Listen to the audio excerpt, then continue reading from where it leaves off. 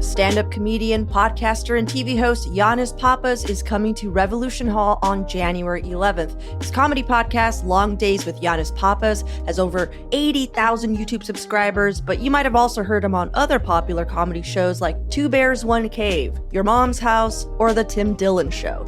His comedy specials, Mom Love and Blowing the Light, have racked up over millions of views, and you can pick up tickets to see him at etix.com, that's etix.com, or head over to revolutionhall.com for even more information.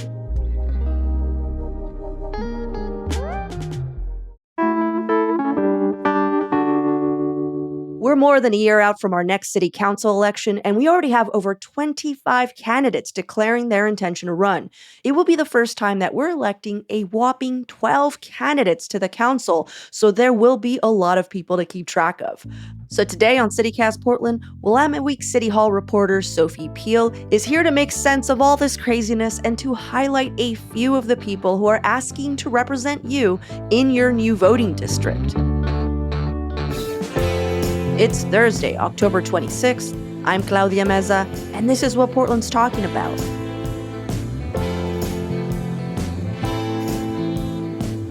The election is more than a year away, but as a few weeks ago, I heard there's already 25 candidates that have said that they're going to be running for city council. That's pretty insane, right? How are we supposed to keep track of everyone? That's a great question. I personally have a spreadsheet, but that's because it's my job to keep track of them. But I don't think most, Portland voters are going to be doing that, which is totally reasonable. I think a couple things are going to really matter. I think on the voters pamphlet, endorsements are going to really matter because I don't think, there is a small subsection of Portlanders that are going to read about every single candidate and pay attention and do their own research. And then there's most voters who don't have the time to do that. And so I think they're going to look for endorsements, both by, whether they're endorsed by the Portland Business Alliance or various nonprofits or unions for sure, newspapers, us and the Oregonian and others that endorse. I'm barely keeping track of them at this point. So I'm not sure. It's very overwhelming. Yeah, and it's going to just be more, I'm assuming, closer to the voting date, right? Yeah, I think. Or is there no more people can apply, Yeah, so about 25, I think, to 30 candidates so far have basically told the city that I'm intending to run for this seat.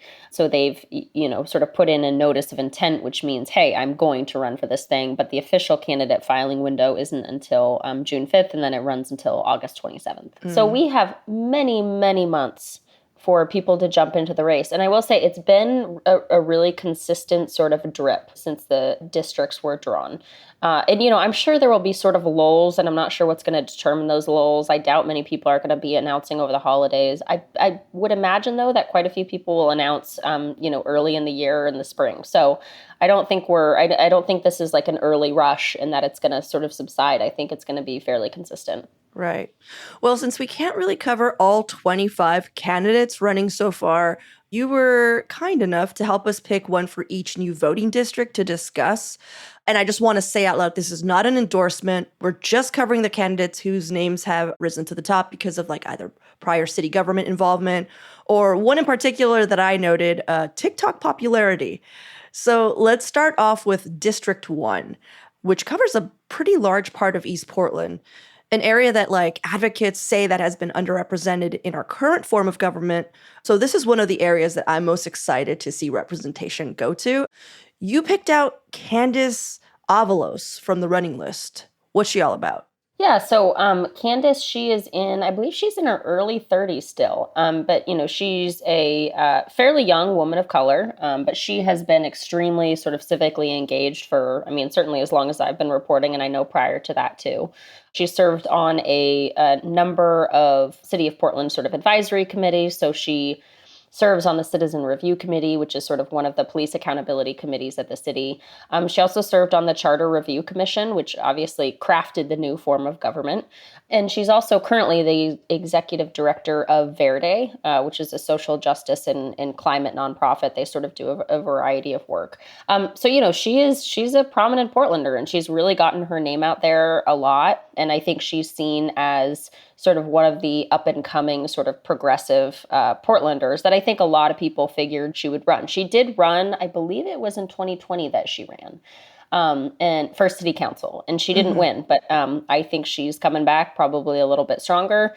She's got a little bit more experience under her belt, and so I think she's certainly one of the names that has sort of been floating around more than others. Gotcha. District 1. There's just going to be so many people running for that district. It's because it's so large. It's a lot of people. It's huge. And I will also say there was a lot of, the Charter Review Commission, when they crafted this new form of government, a lot of their sort of speaking points when they talked about, increased representation, increased diversity on Portland City Council, they really focused on this example of East Portland, which has been, really underrepresented on City Council. It's got the worst infrastructure in the city. And so that was, really a big talking point for this advisory committee of look at what this new form of government could do for East Portland, this area that's been neglected for decades.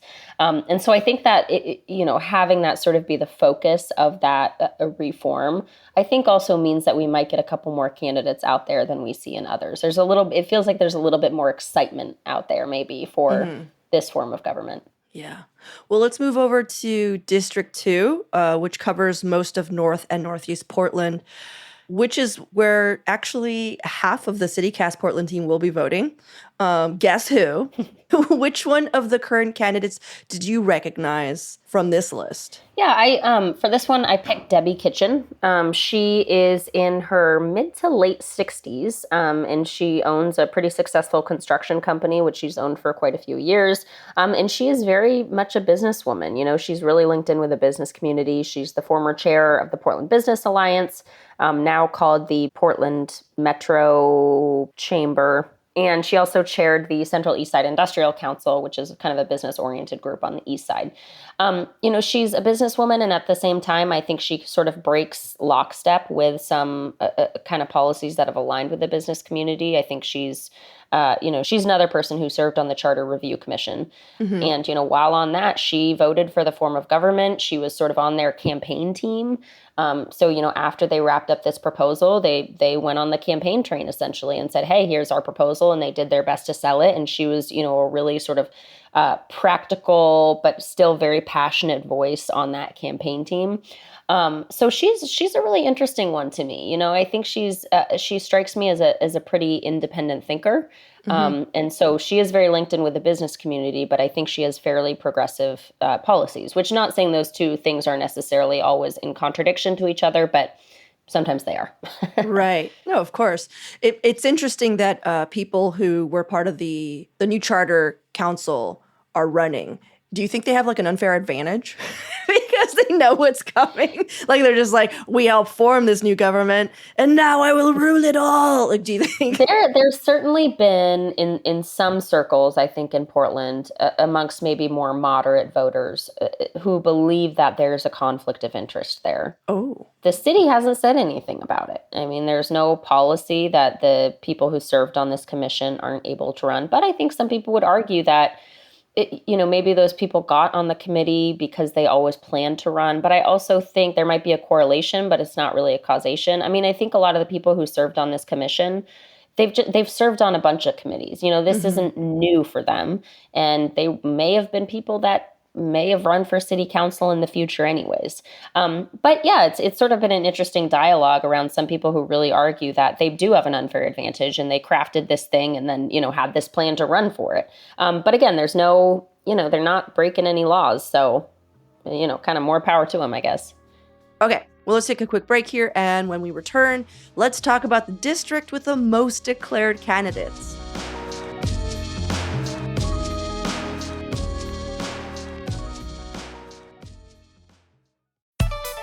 Chelsea Handler, Little Big B. I say I don't want to be a mother, but I wouldn't mind being like a divorced dad, I could crush that role, coming in hot at like 50% all the time. Friday, November 3rd, Arlene Schnitzer Hall. On sale now at portland5.com. Chelsea Handler, live. Or a stepfather. That's another role I would crush. Produced by Live Nation. This episode is brought to you by Seed's DSO1 Daily Symbiotic, a 2-in-1 probiotic and prebiotic formulated with 24 clinically and scientifically studied strains to support healthy regularity and your gut, immune, and skin health. Optimize your gut health. Visit seed.com/Spotify with code Spotify for 30% off your first month of Seed's DSO1 Daily Symbiotic. These statements have not been evaluated by the Food and Drug Administration. This product is not intended to diagnose, treat, cure, or prevent any disease. Well, let's talk about District 3, which covers a big chunk of Southeast and has the most declared candidates of any district in the city at this point. So who's sticking out to you there? Yeah, so one thing about this district that is really interesting, it is very much a super progressive enclave. When there was the race last fall between Renee Gonzalez and former Commissioner Joanne Hardesty, this district really swung for Joanne Hardesty. Mm-hmm. So you've got some super progressive candidates who have declared in this district. So I focused on Robin Yee. He's another young, really progressive candidate. He's in his early 30s, and he, up until just last month, he served as chief of staff to Representative Con Pham in East Portland, who's a very progressive member of the Oregon legislature. Mm-hmm. And prior to that, he worked as political director for Apano, which is a pretty well-known nonprofit in the Portland area. He worked as a political director for a couple other sort of think tank nonprofits. So he's also been, really civically engaged for a long time. I mean, I was just looking at his resume, and since college, that guy has just been everywhere. He's been so civically engaged. He's worked with a bunch of different nonprofits. He did just leave his position at Representative Pham's office, I think probably in preparation for his run. And I think it sounds like he's still working on sort of a contract basis for her, but sort of slowly kind of like easing off of that role.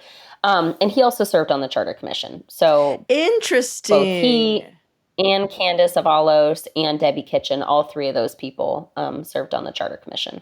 Right. Well, since this is such a stacked district, I wanted to point out one more candidate who I learned from TikTok.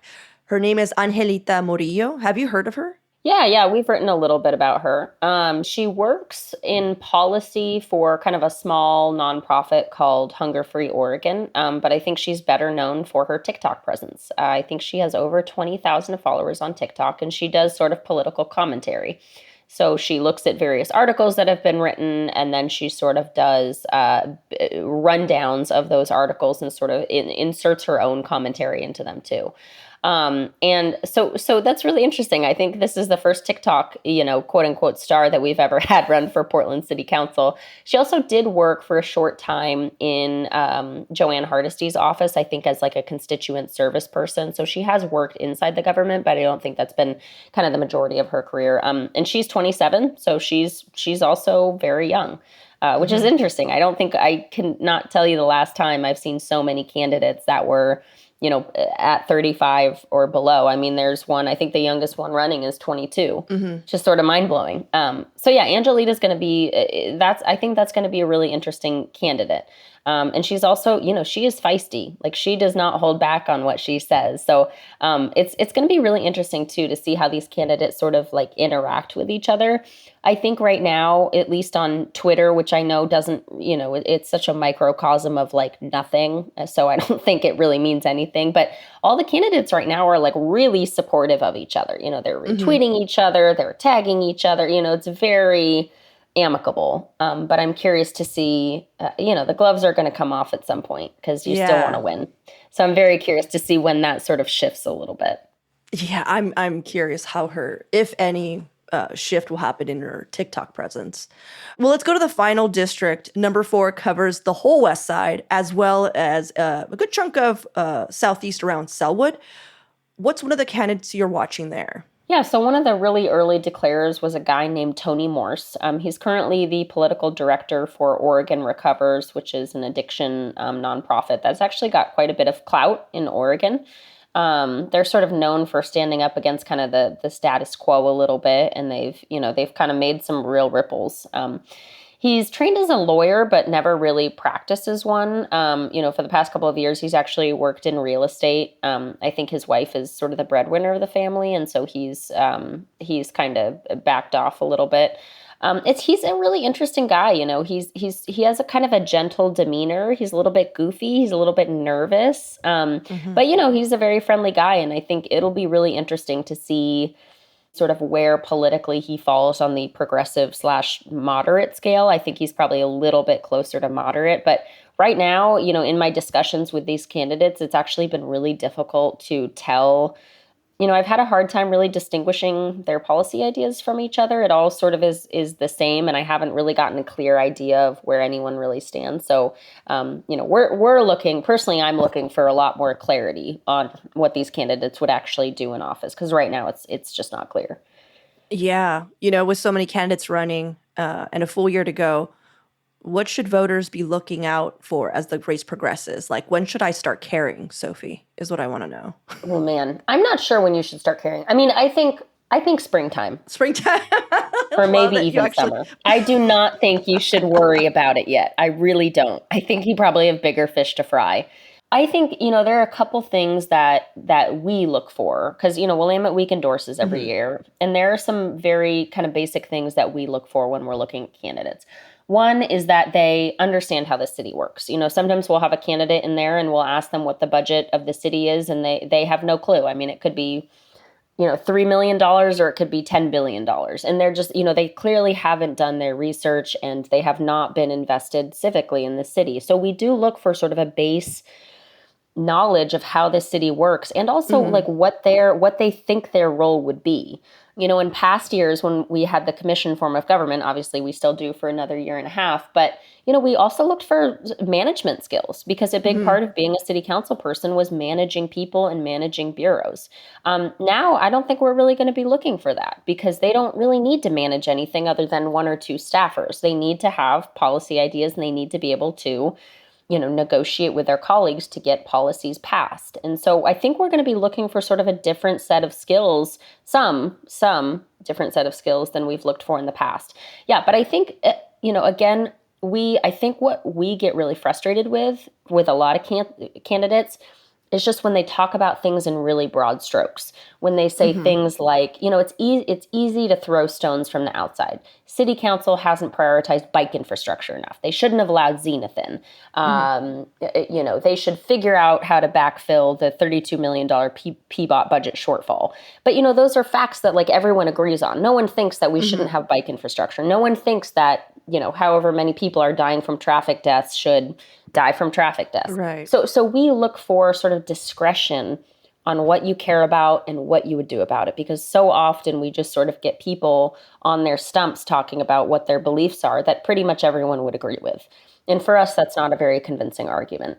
That's a really good piece of guidance for just voting in general.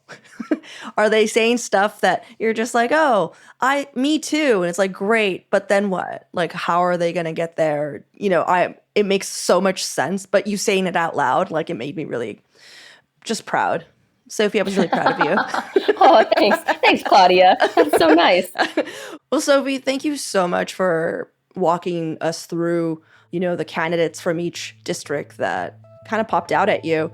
I'm looking forward to more conversations about this as the months go by, and good luck with coverage of all of the candidates that are going to be running.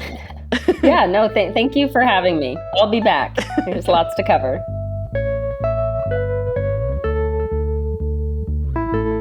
And now for your microdose of news. Some events coming up this weekend. This Friday, Donny Vegas on Alberta Street is hosting its monthly ska and reggae night. That's where the DJs only spin old school selections on vinyl. There's no cover, and there's plenty of hot dogs. Also, this Friday and Saturday, the Freaky Deaky Electronic Music Festival is coming to the Portland Expo Center. Passes for both days are available. Costumes are encouraged. Honestly, this might be my biggest nightmare, but the people in the pic seem to be having fun. And the largest vegan food festival in the Pacific Northwest is back. The Halloween Vegan Night Market is happening on the Red on Southeast Salmon Street from 3 to 10 p.m. this Saturday. There will be trick-or-treating, raffles, face painting, costume contests, and over 100 vendors of delicious vegan food. This event is rated G for the entire family. And if you're looking for more stuff to do with kids, Scrap on Southwest Alder is hosting a spectacular crafternoon this Sunday from 2 to 4 p.m. You can reserve seats for $10 beforehand or pay $12 at the door. though there is a sliding scale available. You can work on Halloween decorations or your costume with materials provided. For even more local news and events, sign up for our daily newsletter, Hey Portland. We'll throw a link to everything I mentioned in the show notes.